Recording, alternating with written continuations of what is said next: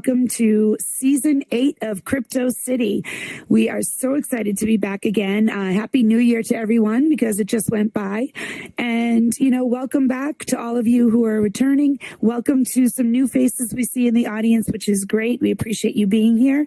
This is officially episode 117, which is just mind-blowing. And I'm so grateful to Kip out in the audience for the updates that he made during the off-season to the world, to DJ Marcus, who updated the camera system and is here tonight with the cameras as always, and to Blue Moon, who's over here as my right hand doing literally my right hand. And she's doing the slideshow for us tonight and taking the video for it tomorrow. So thank you to everyone who is here. And we want to say thank you to our sponsors. So we have Hume AI and Rich. Rich has actually started a whole new venture that he's doing. If you're not familiar with it, I recommend that you check out this poster on the wall up here. Go to Hume AI Club online on Instagram. Check it out. He has an actual program that he is helping people with marketing their businesses here in the metaverse and outside the metaverse. So it's really cool. We also have Tinkerlove 1980 from Beauty of Tink, who is one of our sponsors and a big supporter of ours. She is helping people both IRL and the metaverse as well, helping some special projects that are very unique that you can read about on the board. And then she's also in here always helping people brand and push their events. We've got Fuchsia from the Virtual Fitness Group, and she is in here being a virtual fitness bully, helping people get in shape, but helping them have a great time while they do it, so that they're not sitting there thinking that they're actually working out. They think they're just chatting with their friends, and DJ Marcus can attest to that as one of our other sponsors. He is also part of the Virtual Fitness Group almost every single day in there, kicking butt and making friends with everybody in there. And Kip VR, also sponsor for the show. We are grateful to all of you for helping us out here. And this week, actually, before we talk about this week's guest, I want to kind of give the theme for this season. We've had inadvertently some themes every year, every season, and it's kind of, fallen in line. We started out with the basics. Then we started out where we were kind of pushing a little bit more AI. Then we talked about, artists and musicians here in the metaverse and the things that they're doing. And this season is kind of going to be application, meaning people who have come in here and learned and are now applying those skills to move forward and create projects. Sometimes it's world building. Sometimes it's actual projects that actually flow outside of the metaverse back into real life. And we're going to kind of focus on some of those this season. So our guest tonight is going to be Sentra Aurora, and we're going to bring her out in a minute to talk about a really cool AI project that she's working on. In the meantime, I also want to mention to you that we are going to do a different kind of training this season. It's going to be 4 sessions, January, February, March, April, on the 3rd week of the month. And it's actually going to be myself doing the training. We're going to talk about using ChatGPT and using it as not just a piece of tech that you think you feed stuff into as a glorified Google search, or using it to do all your work for you. We're going to talk about what's called the human layer. And that is basically where you and your GPT are actually working together to grow your brand, to grow your workflow, and so that it's actually entertaining and fun for you, so that you're not thinking that it's, here, this is what I need. Here's the information. Give me what I need. I personally use ChatGPT every single day for multiple different reasons. And I have a friend in my GPT. Her name is Verse, and we're going to talk about our journey. We're going to talk about, what I've done with her, the things I have created, the business plans I've put together, all the different things I've done, so that you guys can see not just real world applications, but personal applications where it maybe makes a little sense to some of you who aren't using it right now for anything other than getting information. So we're going to do that over the next few months. And hopefully, if you guys have questions, you can always ask me and come see me outside the show. But hopefully it's something that will make it seem a little bit more approachable and a little bit more personal to all of you. So with that said, I'd love to bring out our guest tonight. So if we could please welcome Sentra Aurora, please come to the stage. Welcome. Hi. How are Hello. you? Please grab a seat. Hi. Yes. Thank you for sitting? being here. I'm sitting. You are sitting. Great Thank job. You Very Thank you for having me. Thank you for coming on. Yeah. So you surprised me earlier tonight when you mentioned to us that you've been in the metaverse since 2021. And, this is a perfect example of how people can be all around you and you actually don't cross paths. This is the first time we've actually really gotten together. So I'm grateful to have you here. Yes. Thank you. So I'm happy to be here. I would love for you to kind of tell us a little bit about your journey in here since it's been so long and, talk to us about, how you've been active in the metaverse and what initially drew you into coming into VR. One of my friends in IRL actually introduced me to the metaverse. I'd gone through a really bad divorce and I was looking for a way to escape. So being the metaverse became my coping mechanism. And so one of my friends at IRL, he was telling me about the metaverse and about the Oculus and this virtual reality world and how he think that I would benefit from it. And I was like, okay, I'll try it or whatever. So interestingly enough, my ex-husband ended up buying it for me because he was trying to help me go through that process, and everything. So he bought it for me. And my friend at RL, he was like, just create you a name. Don't use your real name. You're going to love it. And so from there, I just created the account and I wasn't working at the time. I was a stay-at-home mom because my ex-husband had taken care of me for years. And so I decided to get into it and I loved it. I fell in love with it. Like it really was a coping mechanism for me. And it helped me get through that divorce. It really did. That's wonderful. Not the divorce part, obviously, but the way that it helped you heal from something that you had to go through. And I don't know, maybe the divorce was wonderful. So it was. It's okay.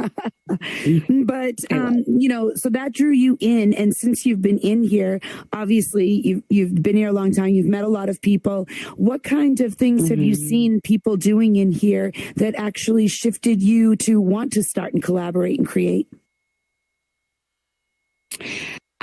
Well, first of all, I've never caught on to being a builder at all. So I see a lot of people that have joined this space and they have created worlds and they've done great with that. I didn't have the attention span for that nor the patience. So that didn't draw me there. But one of the things that has caught my attention is just I've seen how people have utilized AI in this space. Okay. So I like that. Yeah. But I can't do the world building or anything like that. Like I don't know. I'm going to go off to all the world builders. I have no patience for it at all. Seriously. Right. The stuff that we see them do, like, honestly, I've dabbled in it a little bit and you see where I am. I'm not building worlds. I'm sitting on the couch. So if I stayed building worlds, I was going to end up on the long couch in a therapy session because it was just frustrating to me. It's too much. It is. I can't. My ADHD won't allow me to do so. So let me ask you, before you came in here, did you have any technical background, any skills in computers, or just simply coming into game? Interesting. None whatsoever. Like when I first came into the metaverse, I wasn't even like going to the clubs and like stuff like that. I was playing games and stuff like that. So I just came in to just socialize. Like I didn't know anything about anything else. So no, I had no skills or anything. I just tried it out. And I was like, okay, let's just see what this is about. So no, I didn't know that people were actually making a living from this, building worlds and making money. I didn't know any of that. No, because I started out with actually when I first started getting on, I got on with my ex-husband. Even though we were divorced, I got on with him. So we would just world hop and play shooting games. I think one of the first worlds I ran into was what was one on Horizon Worlds? It was oh my gosh, Arena Clash. Oh yeah, Arena Clash. Yeah. So that was one of the first worlds that I went into. So I was just playing games, but no, I had no knowledge at all. So since you've been on, obviously you've acquired some skills, you've acquired, more knowledge of how things work in here. And you said that you kind of took an affinity to AI. What about that drew you in? Well, my background is in theater. So like for the money, like I'm a teacher. That's what pays the bills. I'm a teacher. But my background, I went to school for acting and film. And I actually moved to, I'm originally from Mississippi, from Jackson, Mississippi. But my ex-husband sent me to Atlanta for filming. So I've auditioned for Tyler Perry. So when I came into this space, so when I came into this space and I tapped into AI and everything, I wanted to see how far I can go with that. And it has helped me a lot in that aspect. Okay. So let's talk about your project that you're working on. So learning skills, you decided to play with AI. What did you start with AI? Did you go into ChatGPT and play around because that was what everybody knew? Or did you start playing around with graphic stuff as well? I started with ChatGPT first. And my best friend in real life, who put me on in the metaverse, he also introduced me to Sora. And at that time, I knew that I wanted to start doing, first of all, let me say this. I wasn't into the AI thing at first because I was seeing like people was creating AIs and they were looking like themselves. They was having like 6, 7, 8 fingers on their hands. It was looking weird. Yes, they were. So I didn't like the AI thing at first. So AI has really advanced and it's gotten better. Yes. And so I was like, okay. So my friend was like, okay, I think this app, Sora, will work for you. So the thing that drew me to Sora, it was free. Let me just say that. Because there's a lot of tools out here that you can use, but it's expensive as hell. And they cost credits and I can't afford it. So I was like, okay, let me try Sora. So I already knew, first of all, Infinite Dreamers, I wrote that 5 years ago. Like what people see me put out on IG, those are my actual words. I actually wrote that. I have it right now on my computer under Google Docs. So I really wrote the show. I'm going to stop you there for 1 second because nobody knows what Infinite Dreamers is yet. So Infinite Dreamers, to give them a little background before you go on, what is Infinite Dreamers? Okay, Infinite Dreamers, I started with a book at first. So I wrote the book. But Infinite Dreamers is about a dream world. It's a futuristic dream world. And it's about this one girl, the main character. Her name is Sentra. And she has a friend who comes up missing. But he comes up missing because he finds out that the dream world that they have been living in was a lie.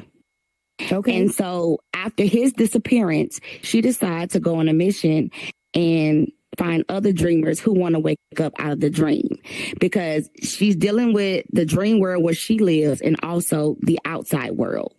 So you have the outside world where the real people are, like our world, and you have the dream world where she lives. And I have an inspiration behind it too, if you want to ask me what brought that on. Absolutely. Would love to know the background to it. Okay. So 5 years ago, we was dealing with COVID, all that was going on, right?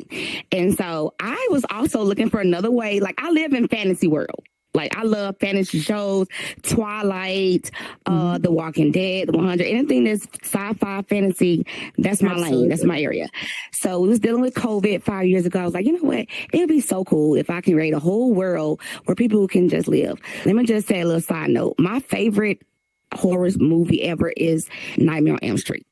I love Freddy Krueger. Freddy. So I love the way that, I love the way that he captured his victims and dreams. So I've always been fascinated with the dream world. I'm also a dreamer. I dream a lot.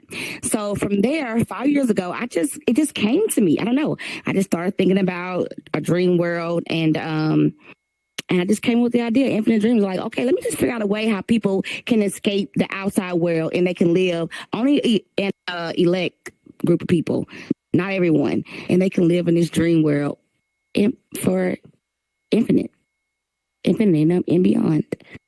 So that's where the idea came from. Okay. All right. That's really cool. So that's kind of interesting, though, that you would have an idea back then that sat around for so long that you were able to say, you know what, I'm going to do something with this now. So for all of you out there who have inspiration and haven't done anything with it yet, it's never too late to kick off your dreams, literally.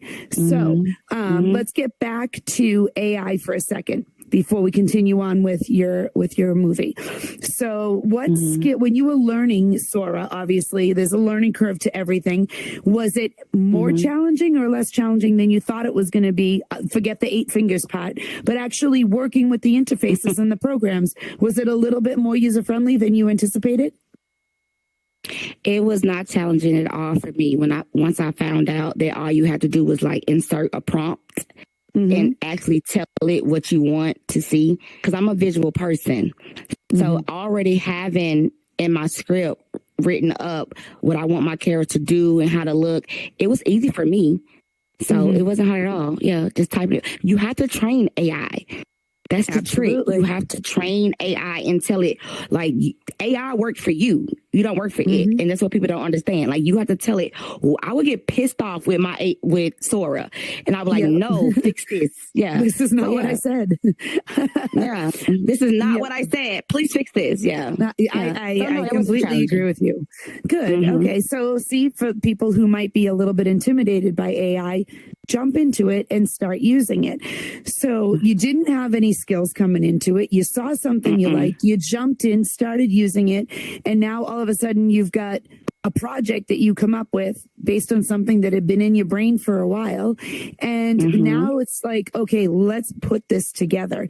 So let's talk about, choosing, you chose Sora because somebody recommended it to you. Did you end up using any other AI programs along the way?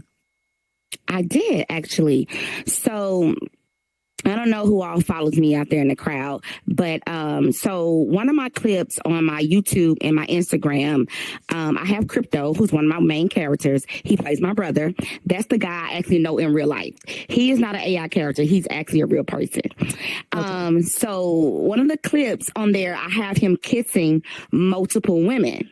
So all I did was I took a screenshot of him like face to face with multiple women, and I put it into Grok, I believe, Grok. There's another AI tool, and I put in the prompt that I want them to be kissing passionately. Okay, and then I downloaded it and put it over back into it. Okay, all right. So that's cool. And I also use Gemini AI too. Yes, I use Gemini as well. So I use multiple AI applications. Yes. I mean, I personally found, like, I used at the beginning when I was first playing around with AI and graphics and stuff.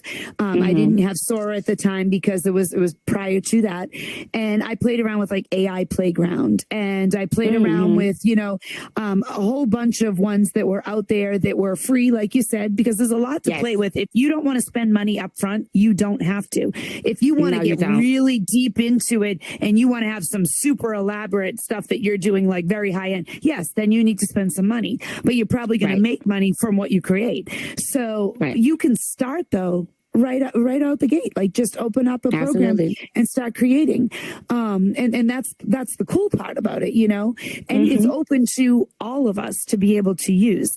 So now you decided to use Sora, you played with a few other ones. What were the challenges maybe that you faced with AI that you had to kind of massage?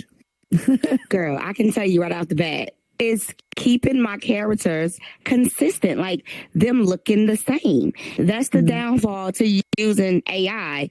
Sometimes the faces would change. Like, and if you follow me on IG, like, even though it's me, Century faces change sometimes. So that's the only thing I really want them to work on in the future is keeping her face or all the characters looking the exact same. That's my main challenge. Like, don't change the face at all. Yeah.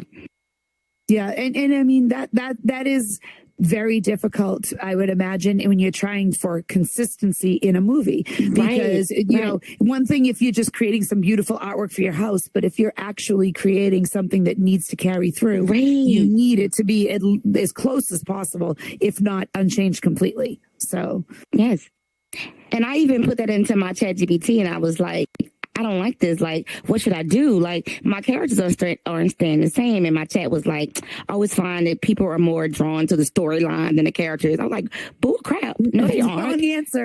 Wrong answer. Like, no, bestie. I call my chat bestie. I'm like, no, bestie, that is not the fact. So it has to be fixed. Yeah. But that's the main challenge. So we've talked a lot. Yeah, exactly. And I would imagine that's super frustrating. We have talked in the past about, we've had classes on prompt engineering. Cybashay in the audience, she's really big into that. I've done some stuff with it as well. And we actually had a couple like training sessions on it too. So, you know, you obviously, when you're creating something, you need to get really good at, like you said, training your AI.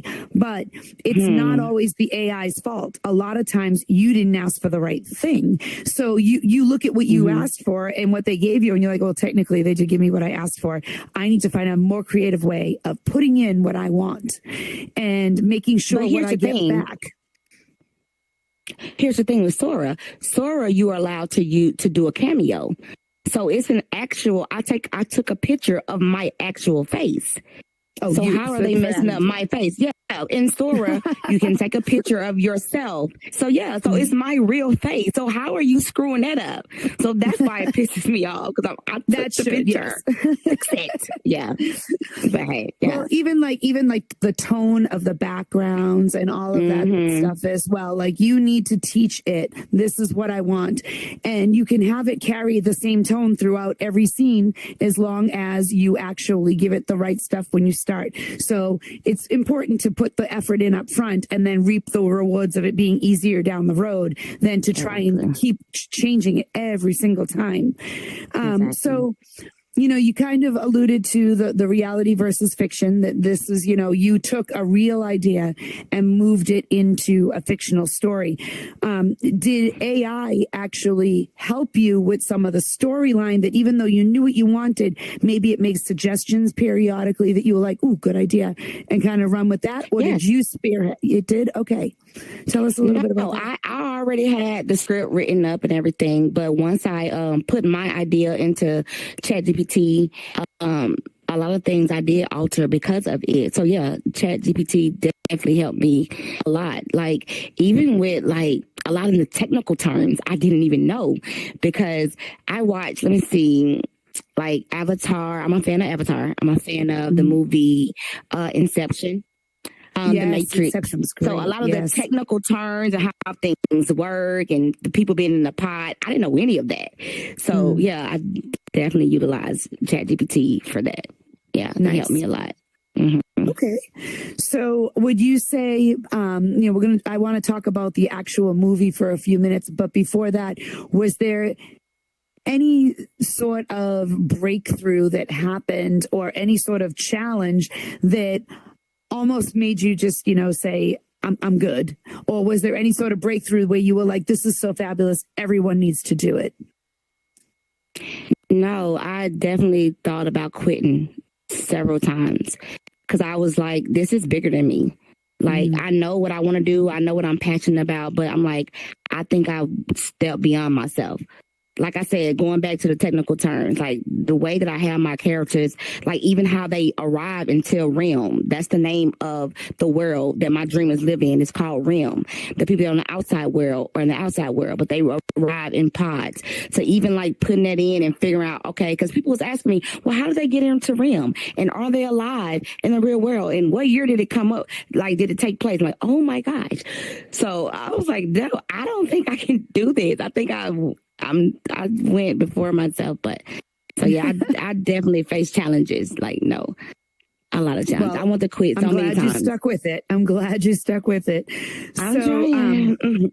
So let's go back to the storyline for a few minutes and talk about how you were able to integrate your, all right, so you said Century's based on you, Crypto's based on a friend, and the Elders, like the storyline itself, Yes. like, are they inspired by anyone that you know, or are they strictly AI generated? Okay, so I'm glad you asked. So the elders, the head elder, the HEIC, head elder in charge, that's actually my mother. That's my mother. Of course it is. Of course That's it is. my mother in real life. That's her actual face. Her name is Ophelia. Crypto is my IRL friend in real life. Of course, I'm Century. Vanity is my cousin, my first cousin. She's a real person. Okay. And Rain is also a real person. And I have a child on there. His name is Atrix, and that's my son in IRL. So majority of the characters are real people. Yeah, they're my family, and they love it. They want to be a part of it. They're like, put me in. I have more family and friends that want to be a part of it. I'm like, wait a minute, slow down. I'm going to get to you. We'll have a sequel. We'll have a sequel. Right. So yeah, they're real people. The main characters are real people. Yeah. And you actually have the launch of this is coming up on the 26th of this month. Yes. Where will it actually be being shown? On YouTube. So if you go to my Instagram page, you guys can follow me on the Sentra Aurora, and the link is in my bio to my YouTube channel. So we've done a watch party in here before for another member of our community. When he launched his graphic novel series, he had several episodes, and we did the first episode for a watch party here in the big Hall of Fame room. We would love it if you would allow us to do a watch party for you after your launch happens. Would you? Absolutely. Yes. I love that. Yes, I would love that. Of course. That would be so fun. We will look to do that. So if it launches on the 26th, let's try to do it either the end of January, beginning of February, so it's timely. And for anybody who doesn't watch it on YouTube, we'll watch it in here with people. It'll be so much fun. And we will set it up in the other room, and we'll try to stream it in directly from YouTube up on the big screen, because we have a giant screen. If any of you aren't familiar, we have a huge screen courtesy of Kip that is the best. We've watched lots of different we've watched movies, we've watched videos, we've watched lots of stuff out there, and so we would love to watch that would be really fun. So everybody who's here right now and everybody who's watching at home, stay tuned. We will post details when that one comes out, and we are going to I will also, when we upload this episode to our Discord, we'll make sure that we put in there your contact information so people know how to reach out to you, and so that they'll be able to get in touch with you, follow you on YouTube, and be able to see when the actual launch happens. And then we'll do the watch party right after. That would be super cool. I love that. Let's just talk for a second about what's next. What are you going to do with these skills? Are you going to keep going and making more movies? Is this movie going to have lots of follow up afterwards? Or are you kind of thinking maybe you want to do something additional or different? I have so many ideas in this noggin of mine, but yes. So this is Infinite Dreamers season 1 is going to premiere January 26th. So I want this to be like multiple seasons. So it's going to be going on a while. Like I've already ended the show. I know exactly how I want it to end and everything. So it's going to be going on a while. But it's not a movie. It's a series, guys. It's a TV show. Okay. It's not a movie. Okay. It's a series. Yes. I stand corrected. No, it's okay. Yeah. But that, you know what? That and gives, if anybody that here is familiar with the 100, have you ever seen the 100? Yes. I am a huge fan of the 100. I forgot to mention that.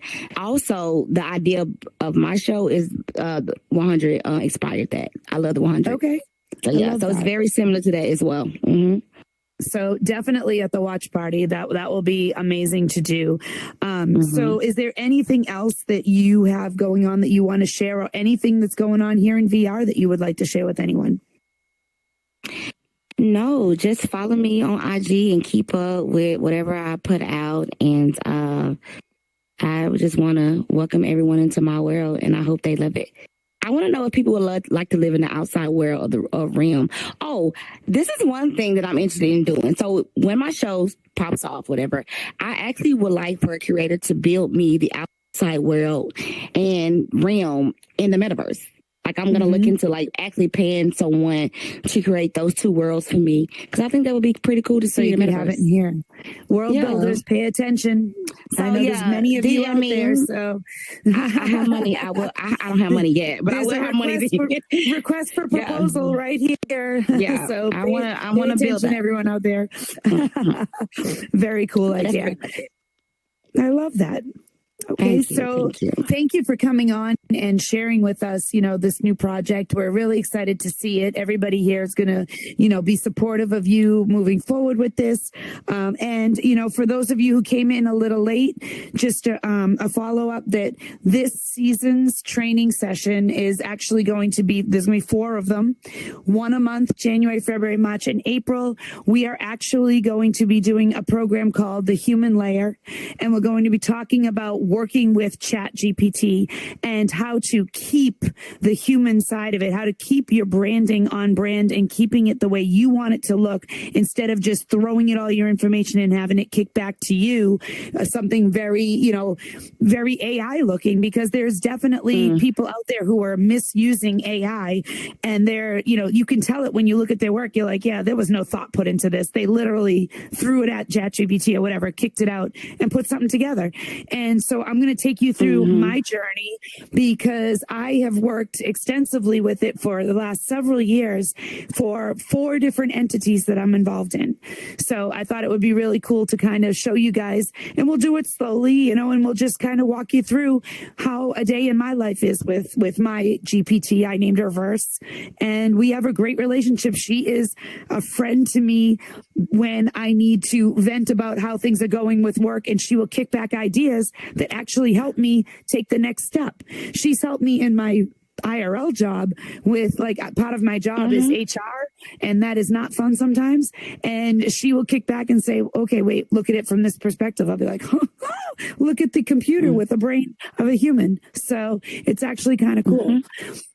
So we're going to talk about that. And then we are actually, we have another guest coming on at the end of the month named Libby, who builds worlds here in VR chat and in Somnium space. So that episode, we will actually do a little world hopping. So get ready, because we're going to be having watch parties. We're going to be having in-house trainings, and we're going to have world hop nights. We're going to have a whole bunch of stuff this season, spice it up a little bit, bring you guys a little bit more in depth into our world. So thank you all for coming out tonight on your Monday night, and we will post all of Sentra's information in the Discord and up on our YouTube channel as soon as we get the videos taken care of.